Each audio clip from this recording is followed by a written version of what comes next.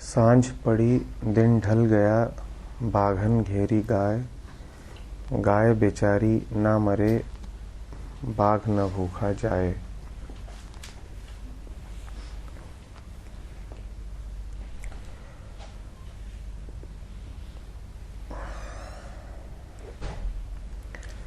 जीवन का संध्या काल आता है।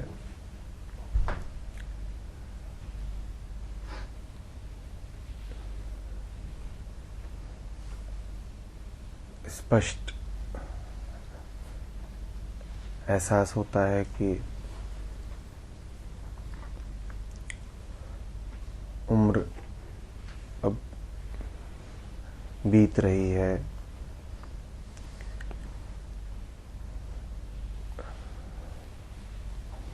और मौत लगातार करीब आती जा रही है।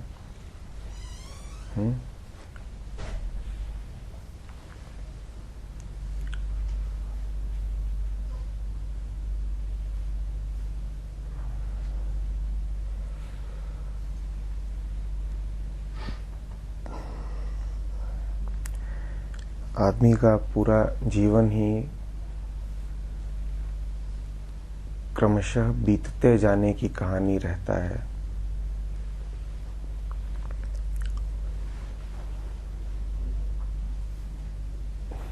प्रतिपल हम बीतते जाते हैं और प्रतिपल जिसे हम अपना अंतिम क्षण मानते हैं वो करीब आता ही जाता है, आता ही जाता है।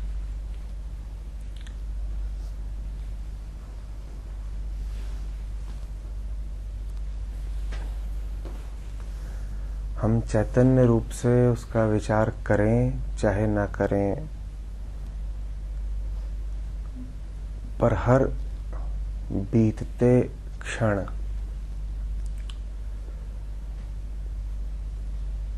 को मन जान ही रहा है।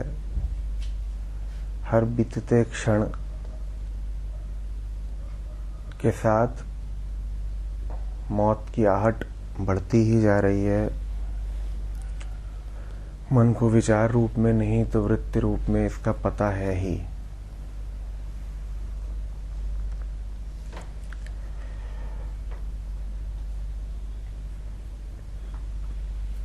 क्यों है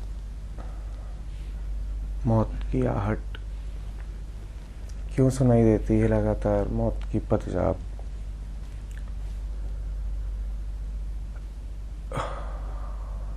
मौत की पदचाप क्यों सुनाई देती है, ये समझना है तो समझना ये पड़ेगा कि समय ही क्यों है।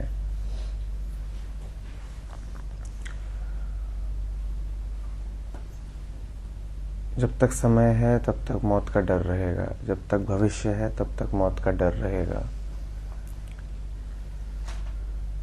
है ही क्यों भविष्य, है ही क्यों समय?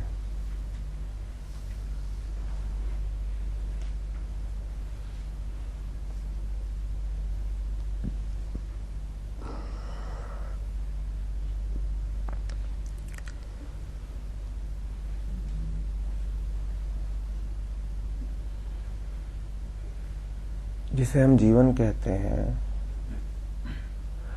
उसमें जो कुछ भी है वो इसीलिए है क्योंकि वो भटका हुआ है, खोया हुआ है, टूटा हुआ है,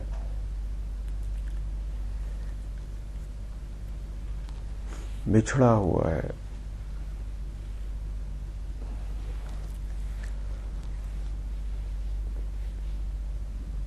जीवन में जो कुछ भी है जिसे हम होना कहते हैं,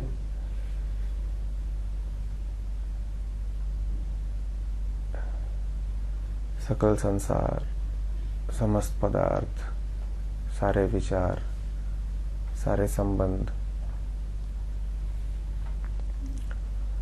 वो मात्र बेचैनी है,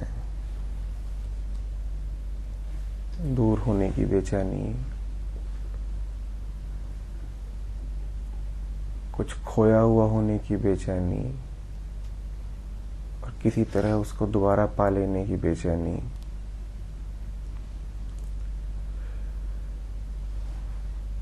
सब कुछ एक इंतजार है, एक अनवरत प्रतीक्षा है। दोबारा वहीं समाहित हो जाने की जहां से सब उद्भूत हुआ था।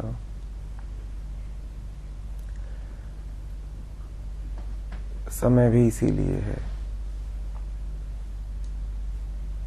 समय भी मात्र तभी तक है जब तक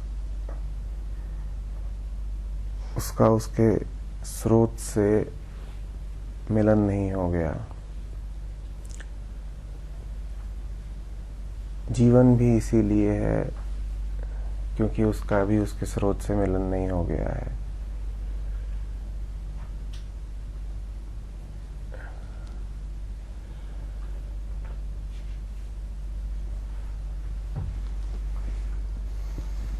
सारे डर इसीलिए हैं क्योंकि अभी बिछड़े हैं, भटके हैं, केंद्र से दूर हैं।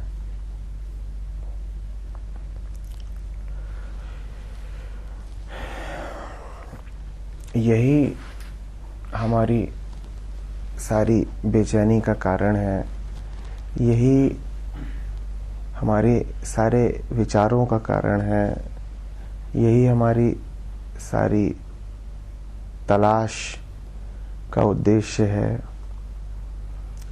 कहते उसे हम चाहे जो हो, नाम उसे चाहे हम जो भी देते हो, पर समय, संसार, विचार सब सिर्फ इसीलिए हैं ताकि वो किसी न किसी रूप में हमें याद दिला सकें कि हमें जाना कहाँ है।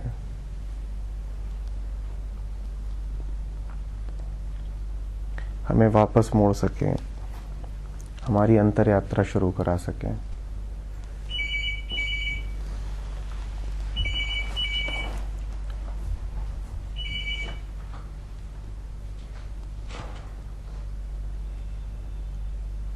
डर लगातार मौजूद रहता है हमारी हर चेष्टा में, और वो डर है ही इसीलिए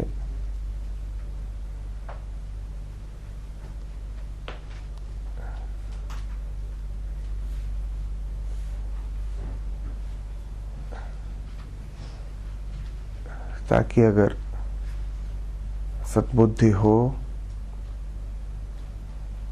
तो दिख जाए हमें कि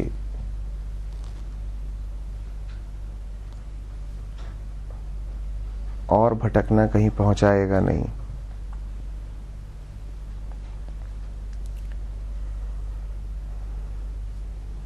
कि राह बदलनी होगी, घर को वापस जाने वाली राह लेनी होगी।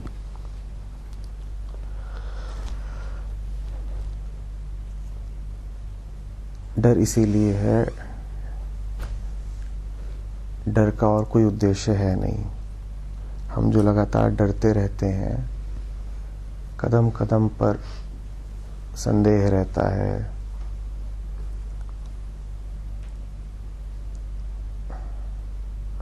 कभी कोई भय, कभी कोई भय, और अंततः मौत का भय रहता है।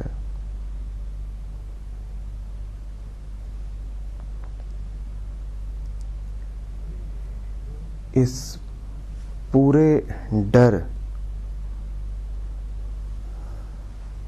का औचित्य ही यही है कि आप मुड़ जाएं अपने केंद्र की तरफ। सांझ पड़ी, दिन ढल गया, बाघिन घेरी गाय। ये बाघ इसीलिए आके आपको घेरता है, और ये बाघ कुछ नहीं जानता, और इस बाघ की कोई इच्छा नहीं है। इस बाघ की भूख ही इसी में है कि गाय मुड़ जाए अपने घर की तरफ। बाघ गाय को खाना नहीं चाहता है।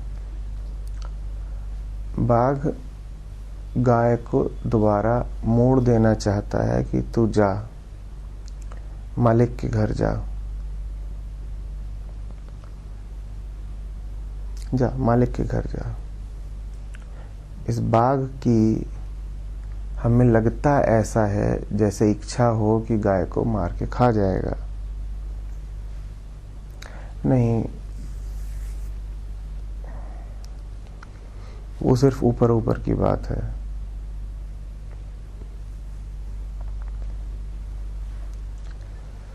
ये जो भय रूपी बाघ है, ये जो मृत्यु रूपी बाघ है,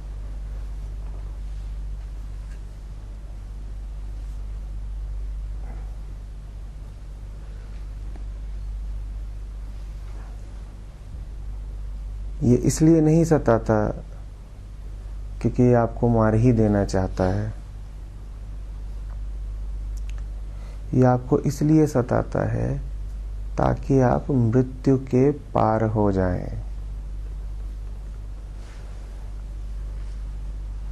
साधारणतया सोचते हम उल्टा है। हम सोचते हैं कि मौत, और मौत माने मौत का खौफ। सोचते हम ये हैं कि मौत का खौफ इसलिए है, मौत इसलिए है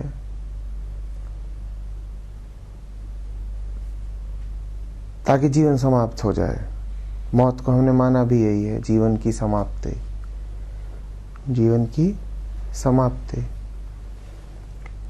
पर ध्यान से देखेंगे आप तो आपको पता चलेगा कि मृत्यु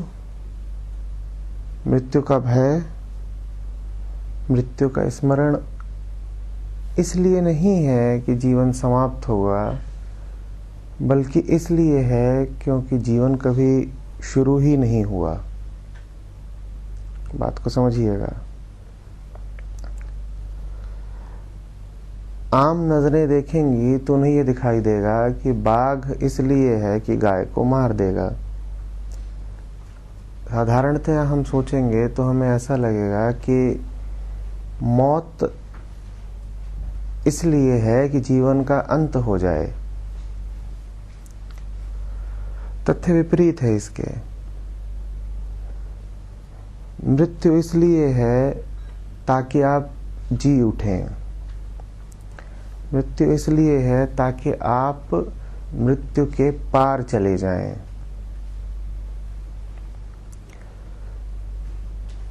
मृत्यु रूपी बाघ को देख करके आपको जीवन की नश्वरता, जीवन का सत्य बिल्कुल स्पष्ट दिखाई देने लग जाए। आपको दिखाई देने लग जाए कि आप जो कुछ कर रहे हैं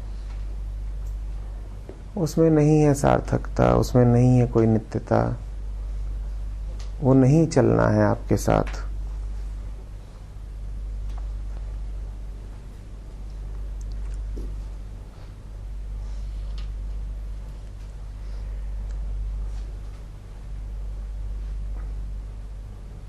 भय इसीलिए बहुत अमूल्य भी हो सकता है।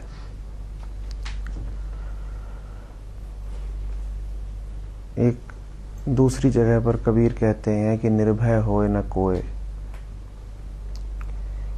भय की बड़ी उपयोगिता है।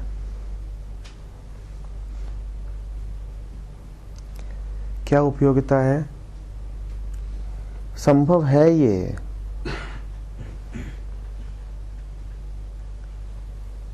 कि मृत्यु को सामने देख करके आप अमर हो जाएं। ये है उपयोगिता भय की।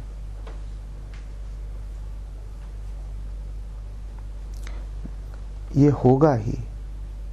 जिसने मौत से आंखें चार कर ली वो मौत के पार पहुंच जाएगा।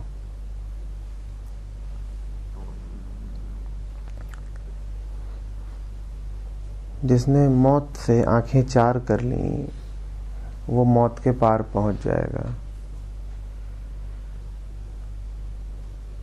कठोपनिषद में नचिकेता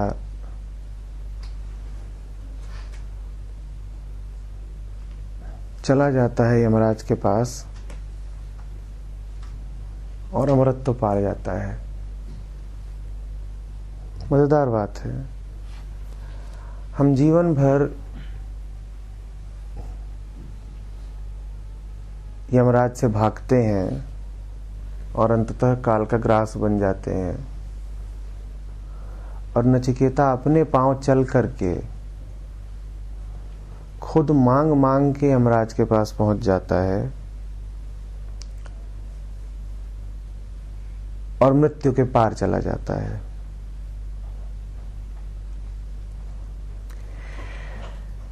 सांझ पड़ी दिन ढल गया, बाघन घेरी गाय, गाय बेचारी ना मरे, बाघ न भूखा जाए।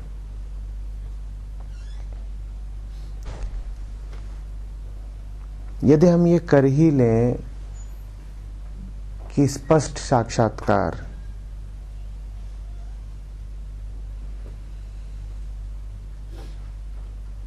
मृत्यु से, तो अब मृत्यु का कोई प्रश्न नहीं पैदा होता। गाय बेचारी ना मरे, अब नहीं आएगी मृत्यु।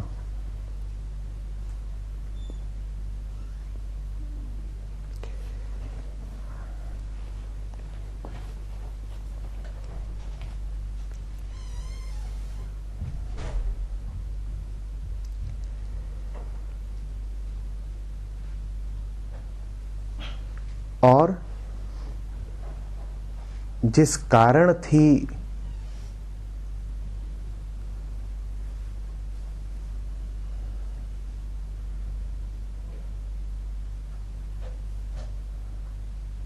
सारी बेचैनी, उस कारण का भी उद्देश्य हो गया पूरा। जिस कारण सताता था सारा भय, वो कारण पा गया सार्थकता। भय इसलिए नहीं था कि वो आपके शरीर को नष्ट कर देना चाहता था। इस बाघ की इच्छा ही नहीं थी कि गाय का शरीर खा ले, क्योंकि शरीर तो कितने ही बार खाए गए हैं, शरीर आ जाते हैं।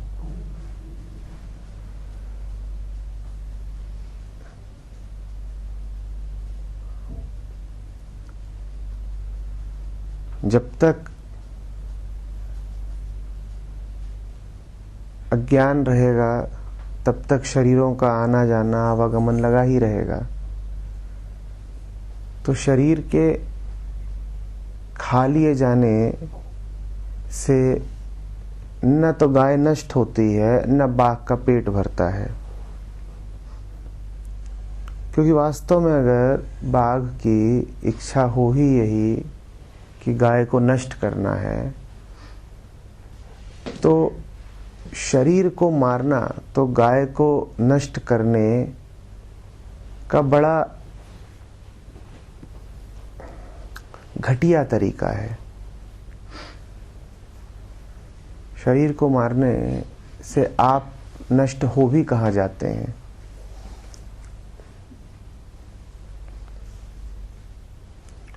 कबीर से पूछें तो वो कहेंगे कि एक शरीर जाता है, तुम दूसरा शरीर ले लेते हो।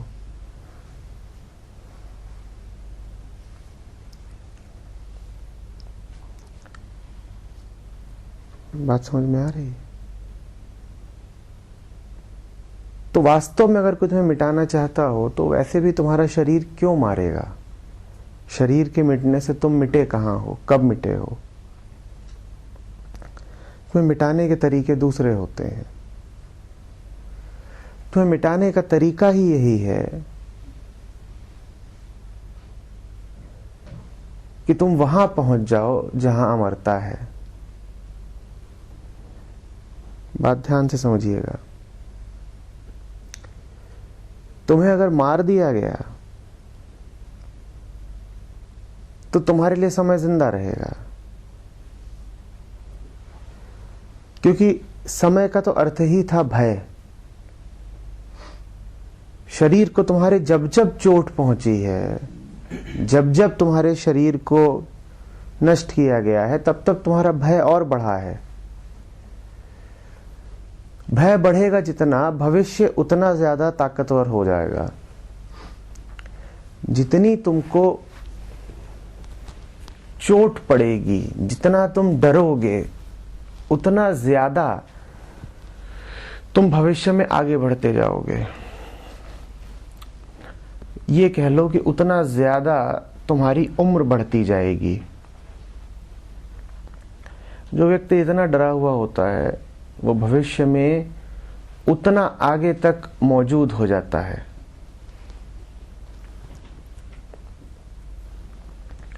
और जो व्यक्ति, जो मन अमर ही हो गया,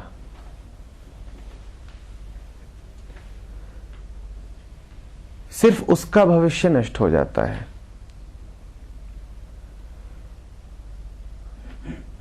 भविष्य नष्ट हो गया मतलब भविष्य के लिए मर गया। यही कारण है कि कबीर दो बातें कहते हैं जो सतह पर विरोधाभासी लग सकती हैं। एक तरफ तो कहते हैं मैं कबीरा ऐसा मरा कि दूजा जन्म ना होए। दूसरी तरफ कहते हैं एक कबीरा ना मरे जाके राम आधार। आपने गौर किया?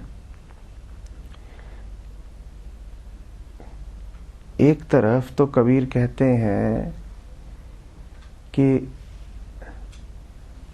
वैद मुआ, रोगी मुआ, मुआ सकल संसार, एक कबीरा ना मरे जाके राम आधार। एक कबीरा ना मरे। दूसरी ओर वो कहते हैं कि मरण मरण सब कहें, मरण न जाने कोय, मैं कबीरा ऐसा मरा दूजा जन्म ना होए। अब दोनों बातें विपरीत हैं। दोनों में से कौन सी बात ठीक है? पहली बात क्या है? मैं कबीरा ऐसा मरा। दूसरी बात क्या है? एक कबीरा ना मरे। दोनों बातें विपरीत नहीं हैं, दोनों बातें एक ही हैं। जो भविष्य के लिए मर गया वो अमर हो गया। मरने में अमरता है, मरने में अमरता है। मरना ही अमरत्व है।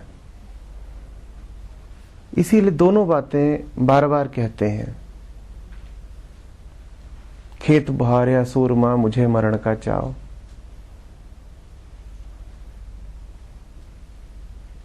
कहते हैं मरो मरो मरो, क्योंकि जो मरा वो अमर हो गया।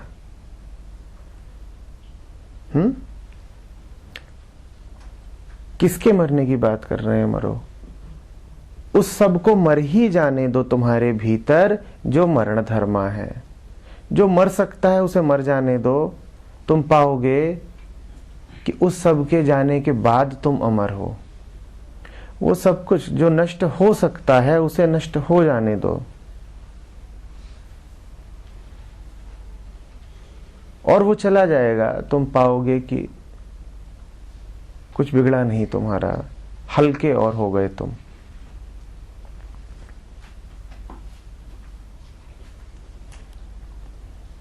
कुछ बिगड़ा नहीं, हल्के और हो गए।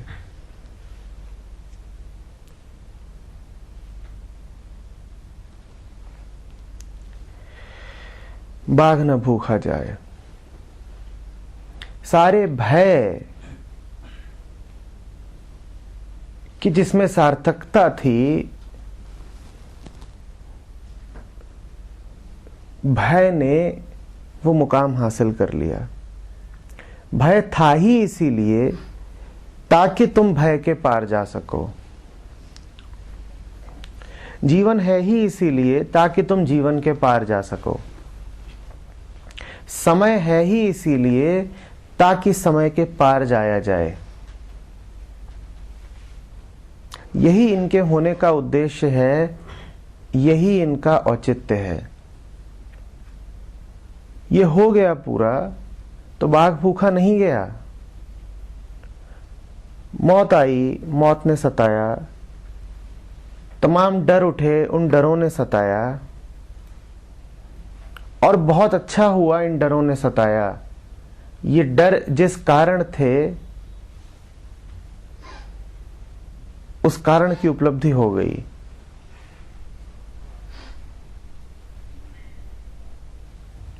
बहुत अच्छा हुआ कि हम डरे।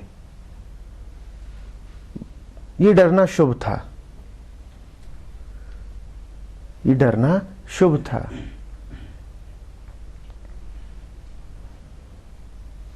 ये डरना हमें वापस ले आया हमारे केंद्र की तरफ।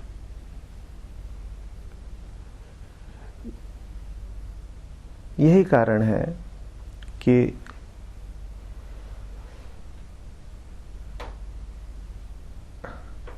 कई धार्मिक परंपराओं में डर का स्थान है।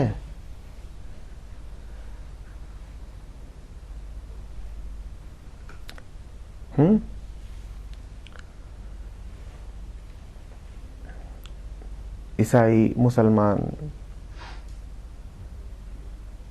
सब कहते हैं खुदा का खौफ खाओ, खुदा का खौफ खाओ। ये खौफ लाभप्रद है, ये खौफ शुभ है।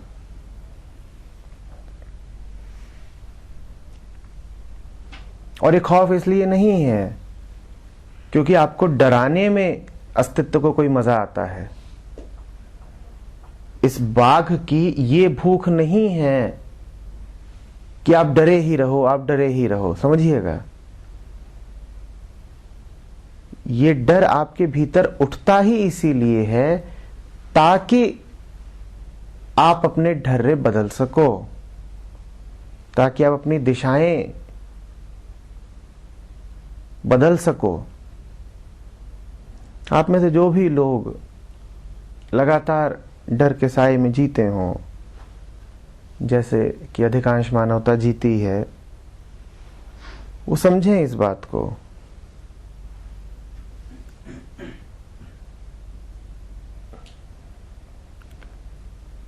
डर भीतर इसीलिए उठता है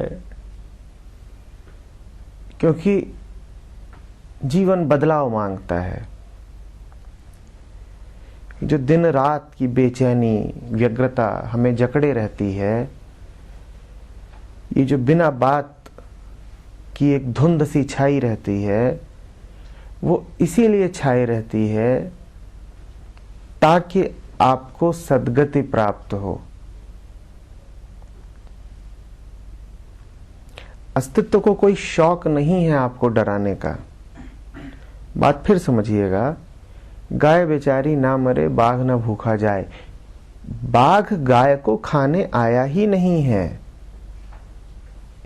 इसीलिए गाय नहीं भी मर रही तो भी बाघ भूखा नहीं है।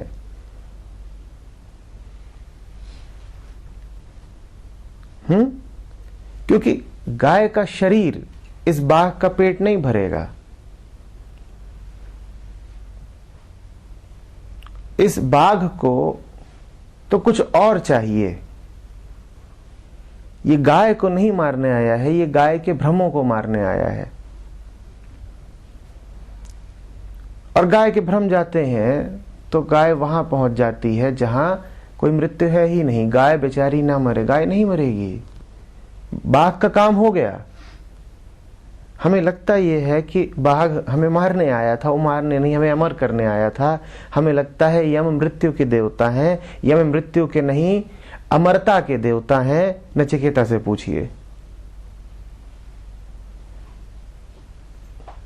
यमराज से हम डरते हैं क्योंकि हमने अपने आप को शरीर मान रखा है। तो हमें लगता है कि यम नष्ट कर देंगे हमें। यम इसलिए नहीं है कि आपका शरीर नष्ट करें, यम इसलिए है ताकि आपका शरीर भाव नष्ट करें। अंतर समझिएगा। जब तक आपको ये लग रहा है कि यम आपका शरीर नष्ट करेंगे, तब तक यमराज मौत के देवता हैं। पर जिस दिन आप ये जान लें कि यमराज आपका शरीर भाव नष्ट करेंगे, देह भाव, देहाभिमान नष्ट करेंगे, उस दिन यमराज अब मौत के देवता नहीं हैं, वो अमरता के देवता हैं। ये बाघ गाय को अमरता देने आया था। गाय व्यर्थ ही डर रही थी, गाय व्यर्थ ही डर रही थी।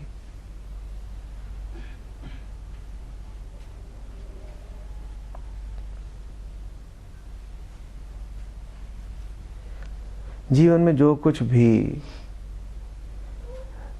आपके सामने चुनौती बन के खड़ा होता है,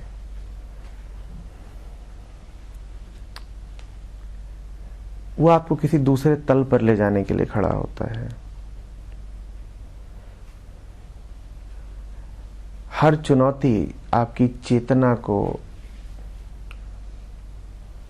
और साफ करती है, उसकी ज्योति को और निखारती है। और इंसान के सामने जो बड़ी से बड़ी चुनौती है, उसका नाम होता है मौत।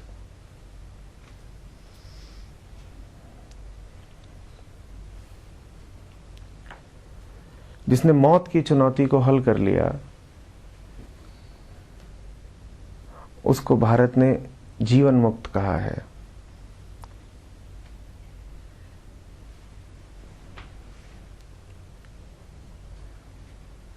और बड़ी मजेदार बात है, मौत की चुनौती को कैसे हल करते हैं। ऋभु कहते हैं, न मे जीव इति ज्ञात्वा स जीवन मुक्त उच्यते। न मे जीव इति ज्ञात्वा स जीवन मुक्त उच्यते। जो ये जान ले कि मैं जीव हूं ही नहीं, वो जीवन मुक्त कहलाए। जीवन मुक्त कौन? जो ये जान ले कि मैं जीव हूं ही नहीं। जो गाय ये जान ले कि मैं शरीर हूं ही नहीं, कौन सा बाघ अब उसे खाएगा?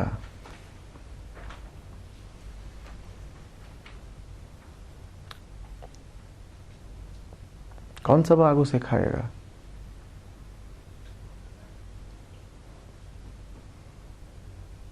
अमर हो गए।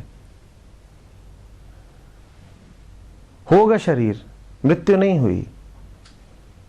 नहीं कोई दूसरी दुनिया है कि जहां मौत के बाद जाएंगे फिर मोक्ष मिलेगा। शरीर होगा, चल रहा होगा, शरीर के रहते जीवन मुक्त हो गए।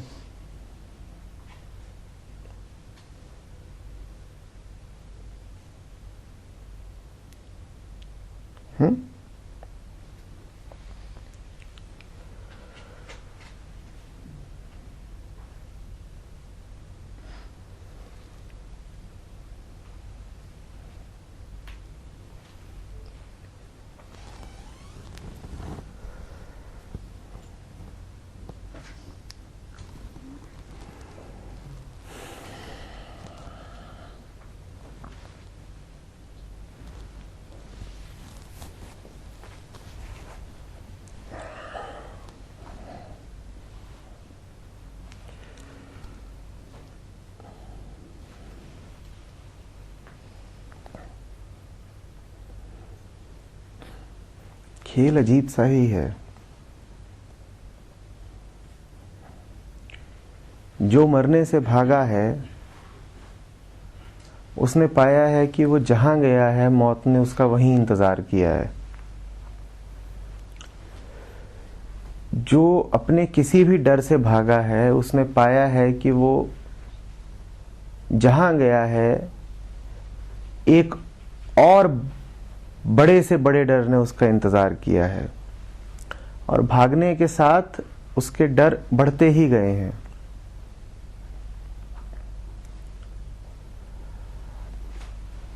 कोई तरीका नहीं है भाग के जाने का, कोई जगह नहीं है जहां भाग करके छुपा जा सकता हो। जहां भी जाओगे तुम ही जाओगे ना, तुम्हारा होना ही डर है, तो डर से छुपोगे कहां।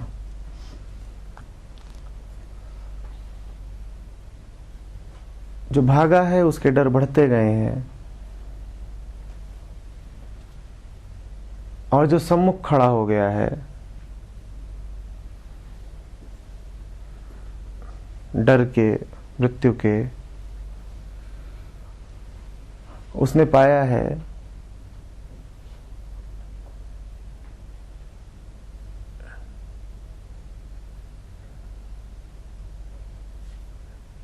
कि डर है ही तभी तक जब तक उससे भाग रहे हो। लगातार भागते रहने का ही नाम डर है। डर का अपना कोई वजूद नहीं तुम्हारे योगदान के बिना।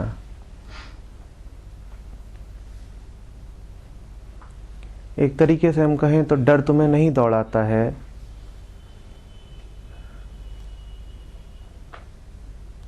तुम्हारा अज्ञान तुम्हें दौड़ाता है। अज्ञान भीतर है, पर दोष देने की आदत है, तो तुम बाहर कोई वस्तु, व्यक्ति, कोई इकाई पैदा कर लेते हो जिसके माथे सारा दोष मढ़ देते हो कि उसका डर है, किसी वस्तु का डर है, किसी विचार का डर है, किसी घटना का डर है, किसी व्यक्ति का डर है। वास्तव में कुछ है ही नहीं बाहर जिससे डरा जा सके। तुम्हारे अपने भ्रमों का ही नाम डर है, वही तुम्हें दौड़ा रहे हैं लगातार। और जितना दौड़ते हो उतना अपने ही भ्रमों को ताकत देते हो।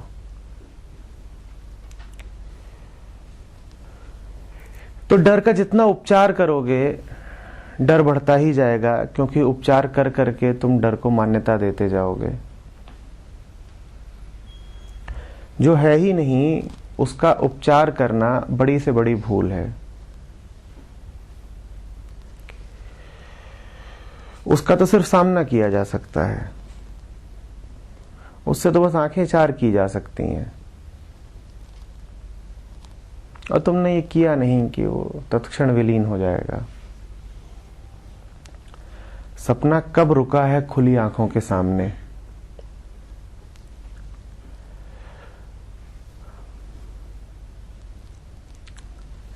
सपने को उपचार कर करके नहीं मारा जाता। सपने को तो बस आंख खोल दी, हो गया, गया।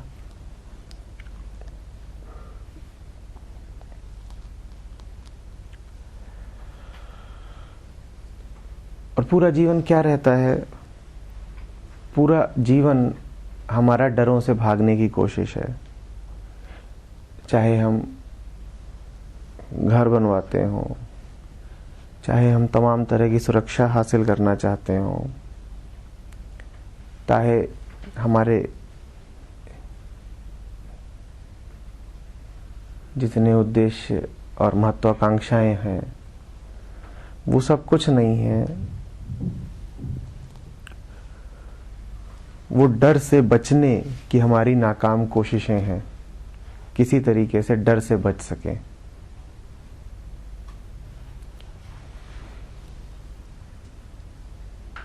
और ये कोशिशें कर करके हम अपने डरों को और गहरा ही करते हैं।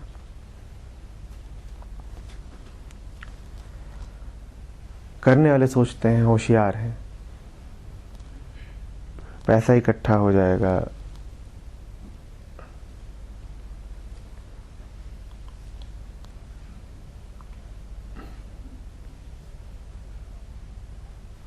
मानसिक सुरक्षा के कुछ आयोजन हो जाएंगे,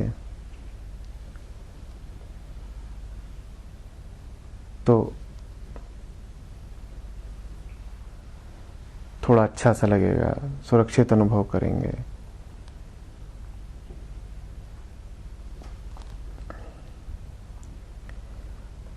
ऐसा कभी हुआ नहीं, ऐसा कभी हुआ नहीं, क्योंकि आपको जो डर आया था,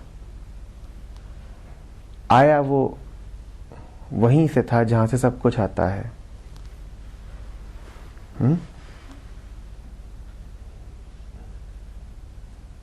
उसी केंद्र से आया था, एक संदेशवाहक की तरह था कि वापस लौटो।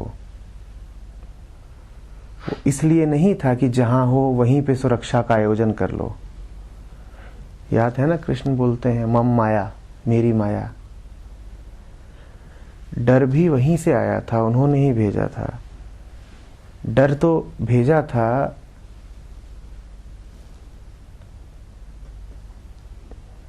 एक संदेशवाहक की तरह कि जाओ और इस भटके हुए को वापस लेकर के आओ।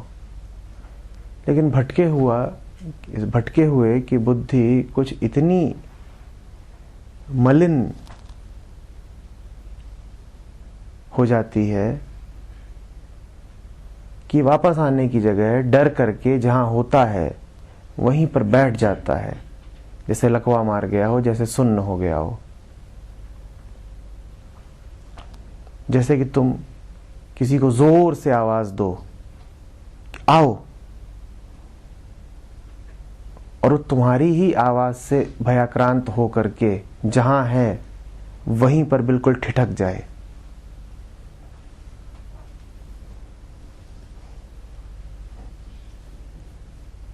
समझ रहे हो बात को? हमारी वो स्थिति हो जाती है। डर तो पुकार है वापस लौटने की। डर का कोई इरादा नहीं है तुम्हें कष्ट देने का या कि तुम्हें डर में ही लगातार रखने का। डर उठता इसलिए है ताकि डर मिट जाए और तुम खिल जाओ।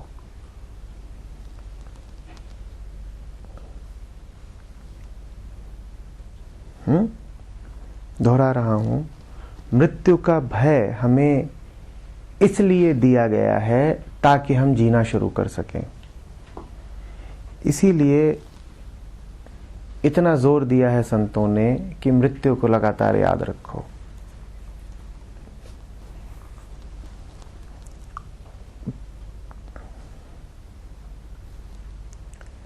जितना संत ये कहते हैं कि परम को याद रखो, उतना ही जोर दे करके ये भी कहते हैं कि मृत्यु को याद रखो। दोनों एक ही बात है, क्योंकि मृत्यु भूलिएगा नहीं परम की ही संदेशवाहक है। तो मौत को याद रखा चाहे परम को याद रखा, एक ही बात है, बिल्कुल एक ही बात है।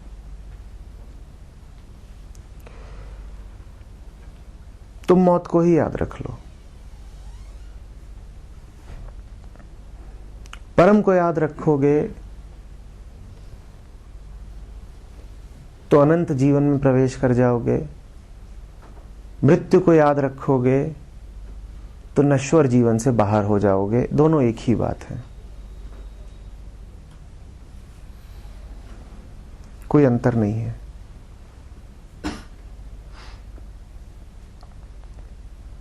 बात आ रही है? मौत अंत नहीं है तुम्हारा। मौत घोषणा है इस बात की कि अंत हो नहीं सकता तुम्हारा।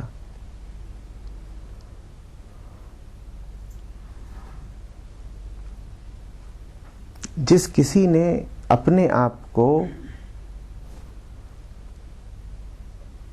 पैदा हुआ माना, जिस किसी ने अपने आप को पदार्थ माना, उसी को आता है ना मौत का डर।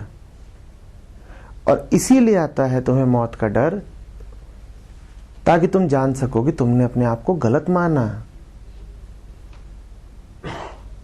अगर तुमने सही माना होता तो उसकी तुम्हें सजा तो नहीं मिलती। जिसने सत्य को जाना उसे सत्य को जानने की सजा तो नहीं मिलेगी ना। तुमने अपने आप को कुछ गलत माना, इस कारण तुम्हें यह सजा मिलती है कि डरो।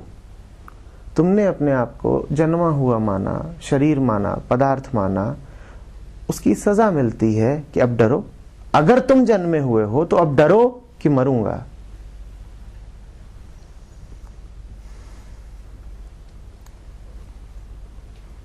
चिंतन को उचित दिशा दें।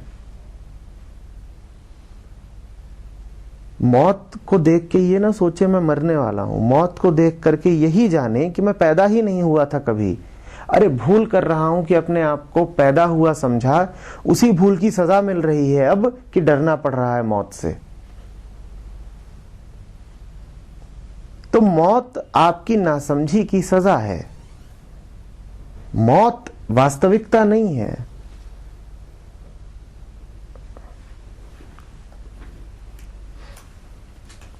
मौत वास्तविकता नहीं है।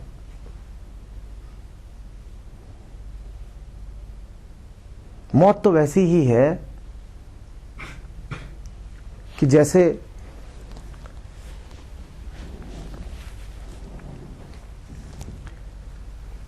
आप अपने आप को कुछ ऐसा मान लें जो आप है नहीं, और फिर उस कारण ऐसे ऐसे डरों को पाल लें जिनकी कोई सार्थकता नहीं है।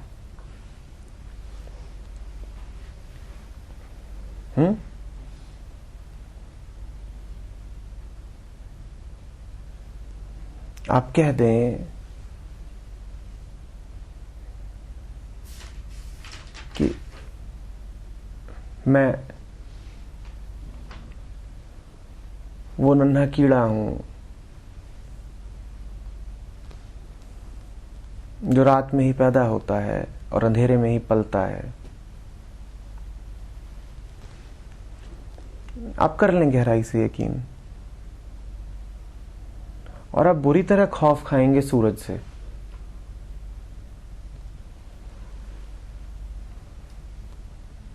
आप कहेंगे सूरज का नाम मौत है।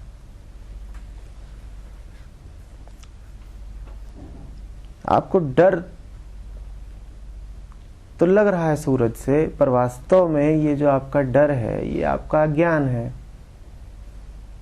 आप कह रहे हो सूरज निकलेगा मर जाऊंगा। अरे जब वो तुम हो ही नहीं जो अपने आप को समझते हो तो मर कैसे जाओगे?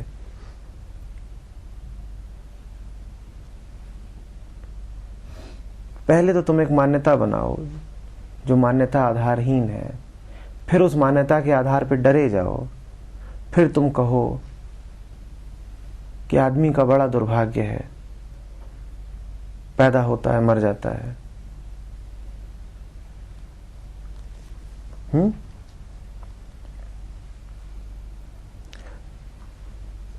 सोचो अगर मौत का डर ना होता तो स्थिति और बड़ी विकट हो जाती।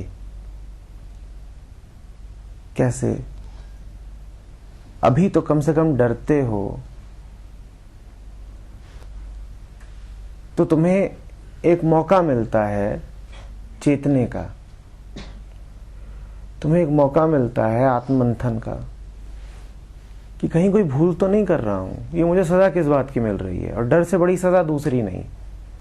दिन रात जिए जा रहे हो खौफ में, उससे बड़ी सजा क्या हो सकती है? तो डर तो तुम्हें एक मौका देता है अंतर्गमन का। डर शुभ है। डर ना होता तो तुम तो अपनी मान्यताएं लिए ही चले जाते। क्या डरना है? क्या परेशान होना है? क्यों अपने आप को देखना है? सब ठीक चल रहा है, सब ठीक चल रहा है।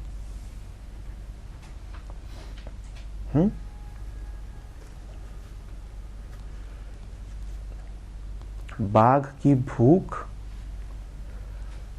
परम का पैगाम है। बाघ की भूख परम का पैगाम है। उसे एक ही भूख है कि तुम वापस आ जाओ, और कोई भूख नहीं है उसे। और उसकी भूख वास्तव में तुम्हारी अपनी भूख है, क्योंकि वो तुमसे अलग नहीं। जितनी व्यग्रता से तुम वापस जाना चाहते हो,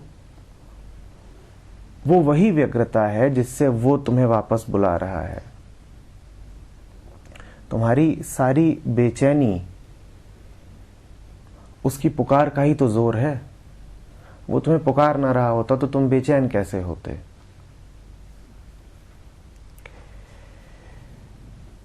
इसी को प्रतीकात्मक तौर पे कहा गया है कि जब कृष्ण की बांसुरी बजती थी तो राधा बेचैन हो जाती थी। कृष्ण पुकार न रहे होते तो राधा बेचैन कैसे हो जाती। तुम भी लगातार बेचैन हो, समझो इस बात को कि कोई है जो तुम्हें लगातार पुकार रहा है, इसी कारण बेचैन हो।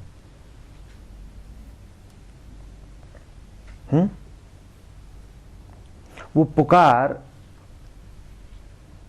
वो बेचैनी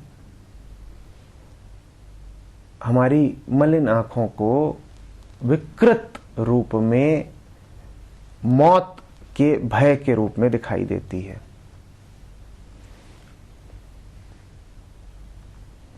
इस मौत के भय को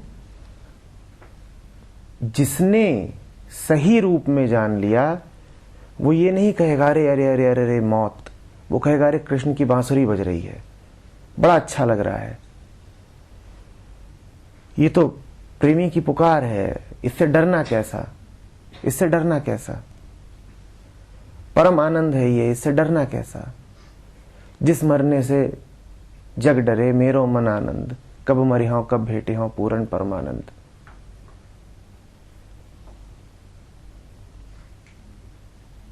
और यही तुम न जानो मौत को, तो मौत से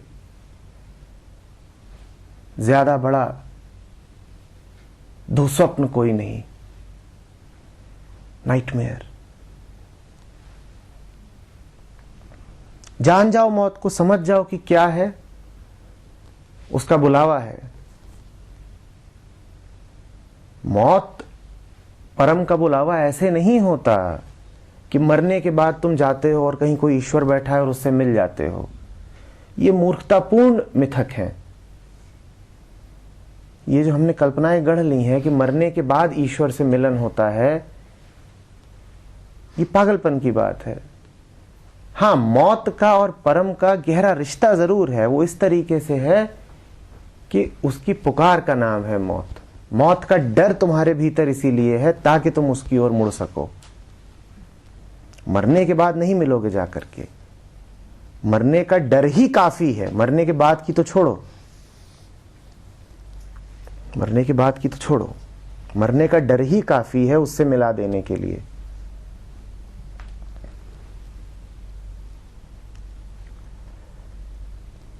समझ रहे हो? तो मृत्यु को लगातार याद रखें। मृत्यु का स्मरण अमरता की कुंजी है। जिसने मृत्यु को याद रख लिया वो अमरता में प्रवेश कर जाएगा, वो अपनी अमरता को पा लेगा।